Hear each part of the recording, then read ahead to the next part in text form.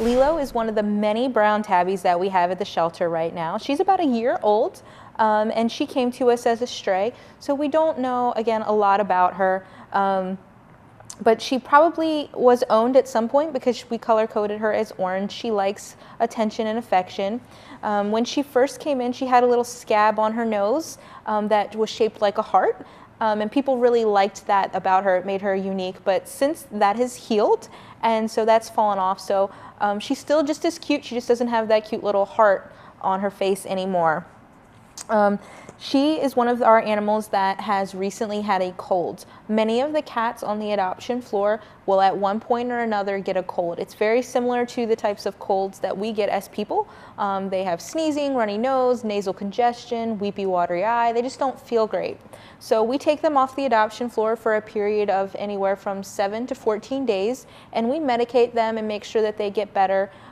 Keep them isolated from other animals that are healthy, and then put them back out on the adoption floor once they're able to be placed back out there and go to a forever home of their own. When we put them out on the adoption floor, we kind of have the adoption floor on the cat side separated a little bit. So when you first come in, that row that's closest to the wall and the door is going to be all of the cats that have not yet been sick. On the other side, when you're getting towards the small animal room, the kitty cabana, all of the cats on that side have been sick, and that's where Lilo lives, as well as several other cats that are also looking for homes here at the shelter. As you can see, Lilo's been perfectly content sitting on a lap here. She spends a lot of time in her bed and just hanging out, watching people walk by. There was a time where there were some other animals really close to her cage, and she would want to look out and see who is over there. She's very curious, so she might do well with another cat in the home.